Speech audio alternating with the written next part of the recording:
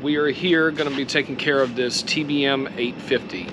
And this TBM 850 that's behind me right now is in dire need of a detail. And I'm going to show you exactly what I'm talking about. You see that? Looks awful. Looks awful, but it's going to look a lot better here in just a little bit. I'm going to show you before. I'm going to do a walk around. We're going to show you the results, the after. And as you can imagine, it's going to be absolutely exquisite. So stay tuned. We got a lot to do. Got a big day ahead of us.